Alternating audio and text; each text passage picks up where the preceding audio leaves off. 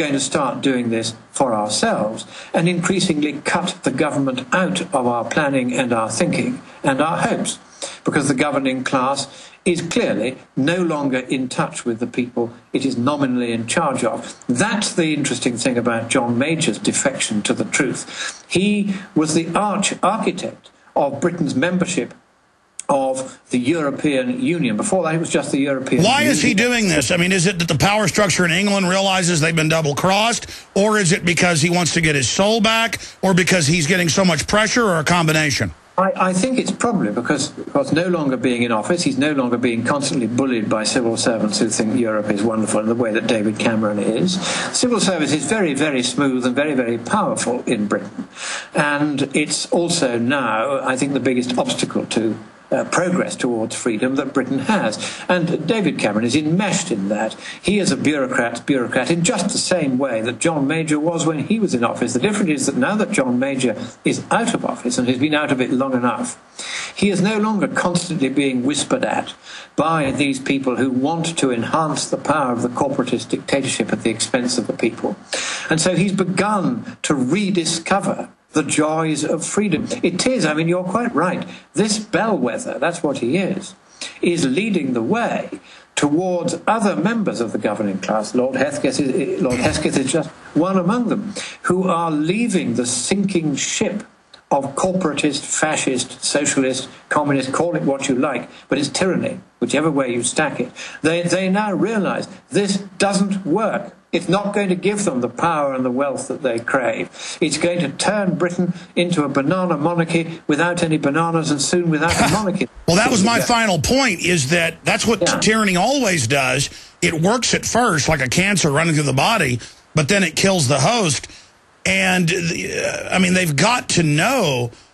I mean, Europe is delusional. The same thing Hitler did, many others, Napoleon. They start thinking they're invincible. So they set up a system, as I've seen some European engineers admit 30 years ago, was meant to bring countries into receivership.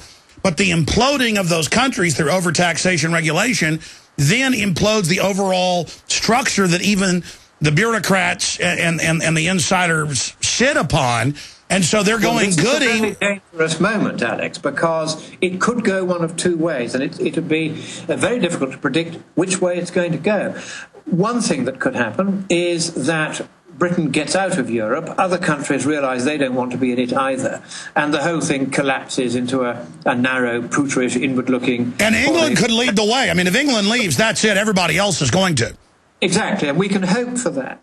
But the other danger is that those who had waited for and planned for the financial collapse of the Eurozone, so that they could then say the only way out is dictatorship, they are still in the ascendant. David Cameron belongs to that group. Nick Clegg belongs to that group. No, that's what I'm saying. They think the crisis will lead them to total power, but I see it destroying them in the end because they've been so good at wrecking things. It's like the Greenies.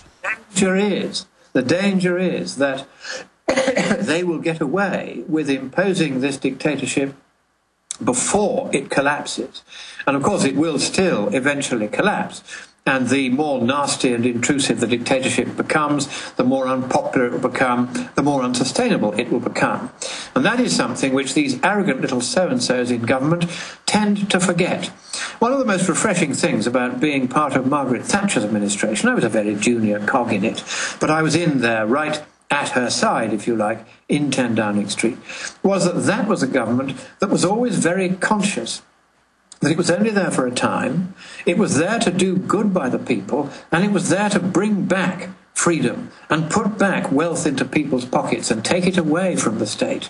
That was what we were all about, and no government in Britain since has really tried to do that. But once again, we're going to have to get back to that. And she said she was an enemy of the Bilderberg Group. Well, she was an enemy of all these instinctual fascists, these people who think that the great and the good are wiser than the rest of us, and they should be allowed to govern in our name, whether with or without our consent. Those days, I hope, are now done, and I hope that in Britain and in Europe, we will get our democracy back, because if we don't, America will be next. All right, Lord Monckton, we're out of time. I appreciate the time. scienceofpublicpolicy.org. I just wanted to point out here in closing to you that you said the danger is total dictatorship. All the greenies I see are in the news like it's normal, saying green dictatorship, do it whether people like it or not. And I hear locals in Austin saying, we're going to do this one way or the other. It has nothing to do with the environment. It's the new color of fascism is green. Lord Monckton, thank you so much for joining us. Thank you, too, and as always, God bless America. Well, God bless you over there as well, and I hope you can retain your sovereignty. You know, England could lead the way out of the European Union dictatorship. Again, thank you, Lord Monckton. All right, we're going to come right back after this quick break into some other news. We have another guest popping in who's getting behind Ron Paul nationwide, hip-hop artist all over the country. Very exciting announcements there. And I do have some military news I've got to get to. Fast and Furious news. Obama on fire politically. I mean, burning. What's been the problem with phone companies? High prices and contracts that lock you in for 2 years minimum. Not freedomtelephones.com. Freedom Telephones are designed around the concept and reality of patriotism, loyalty, and privacy. With freedomtelephones.com, there are no contracts, no credit checks, and no social security numbers required. That's why our name is freedomtelephones.com. Finally, residential, mobile, and business telephones and plans that are private and never lock you into a long-term contract. Want a low price? Residential and business plans start at only $14.99, and mobile plans start at just $39.99. Plus, every month you pay your bill, freedomtelephones.com contributes to your favorite GCN programs. Don't wait. Support the cause and get the highest quality and the lowest prices by calling 1-800-600-5553. That's 800-600-5553. freedomtelephones.com. Portable, private, perfect. Hello, friends. Alex Jones here. You all know I've worked for years with Steve Shank and eFoods Direct. I have eFoods for my own emergency food supply. You know, Steve, life is different now for all of us, isn't it? Very different. People are using this great food to survive the present hurricane season, and we've already had $40 billion worth of damage from floods, storms, quakes, and droughts. And that's just the first 8 months of this year. Natural disasters are newsworthy, but only touch a few of us Americans. The huge issue of the Greatest Depression is on everyone's mind. The unemployment, the loss of homes, lost businesses, and skyrocketing food costs are hitting every American. So everyone needs food security. Folks, this month you will get free shipping on every food order from eFoods Direct. That's right. Every order gets free shipping starting September 6th. Get stocked up with the best storable foods out there with eFoods Direct and be prepared for any emergency before it happens. To take advantage of this special, call 800-409-5633 or go to efoodsdirect.com/Alex. With economic and job-based stress now the leading cause of illness, is your body ready for the hard times ahead?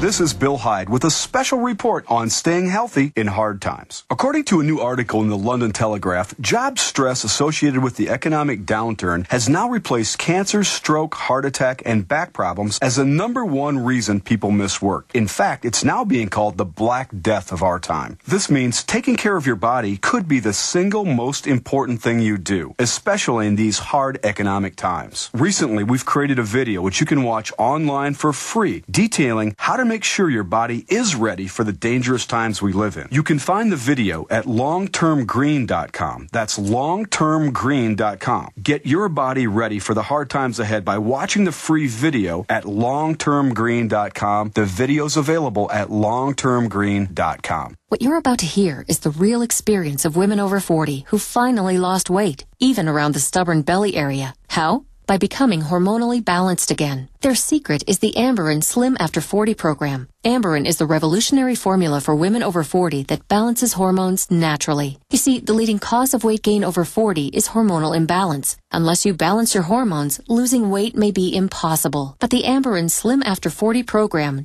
changes all of that. Amberin restores hormonal balance naturally. Plus, it dramatically boosts your cell metabolism, so the weight can just fall right off, even that stubborn belly fat. Plus, Amberin eliminates other symptoms of hormonal aging, like hot flashes, night sweats, low libido, difficulty concentrating, and more. Be one of the first 50 callers right now, and they'll send you a complimentary risk-free trial with a 30-day supply. Free. Call 1-800-894-8776. That's 1-800-894-8776. 1-800-894-8776.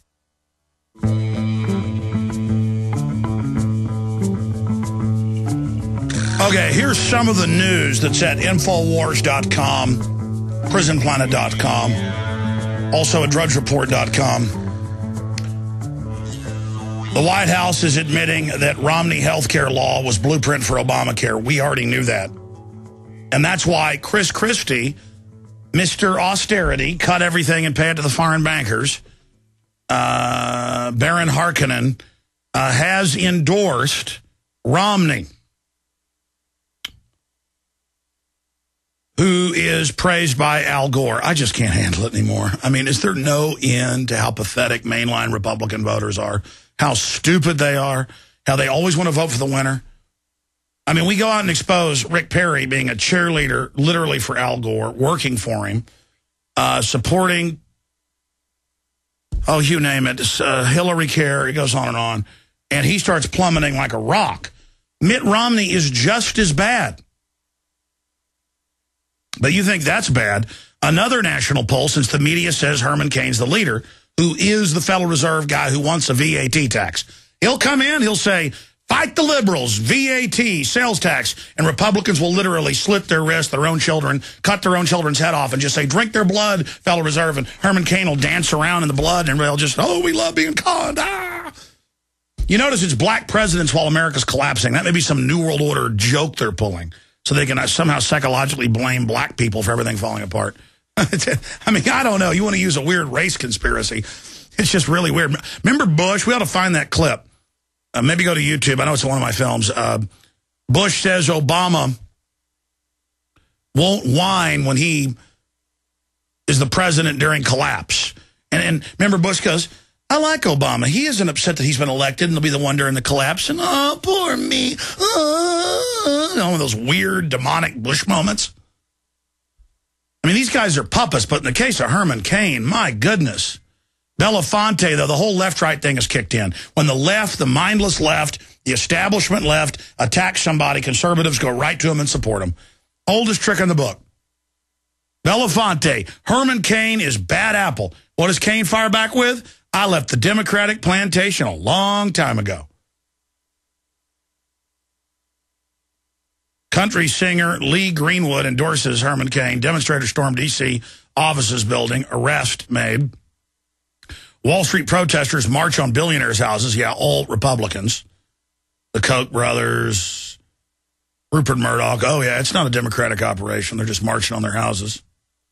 Rapper attends wearing bling. See, the idea is, by the protesters, some of them, that, bling is bad. So, but wait, he's got the bling on. No, wealth is not bad. It's stolen wealth that's bad. He's also wearing a $355 Gucci shirt. Boston police are arresting dozens. Diane Sawyer. Protests have spread to more than 1,000 countries. There's only about 185 if you count real countries. I mean, if you're like Luxembourg or Monte Carlo, a little bit kind of provinces or whatever, or little city-states. Update, not suicide, but was hanging flyers. An Occupy Wall Street person was hanging flyers and fell off the thing and died. Keep the change. Hank Williams Jr. lashes out. Media, new song. Drudge has got the video up there. I'm going to get, this is posted on Infowars.com also, the video of that is. So we definitely want to get that out to people. In fact, cue that up. I might just air that in the last 5 minutes of the show today. Hank Jr. for president. Hank Jr. is not a Democrat.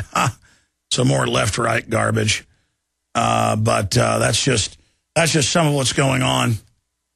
If you go over to Infowars.com, we've got our exclusive stories. Paul maintains top-tier status in New Hampshire. Harry plummets. You can read that. And all we got to do is expose Herman Cain. And it's over. Also, Occupy the Fed Dallas going strong. Great folks up there still occupying up there. The police have said reportedly they're going to kick out the Occupy Dallas people out of the local park at 5 today. How about everybody just marches over to the Fed and occupies that? Of course, they won't, a lot of them, because they're Democrat-controlled, some of them. We are still here. It's Tuesday, October 11th, and we will continue to occupy the Dallas Fed. The Occupy Dallas camp was told to leave Pioneer Park by 5 p.m. today. It's going to be a good day. Peace and Ron Paul revolution. Approximately 10 people stopped by throughout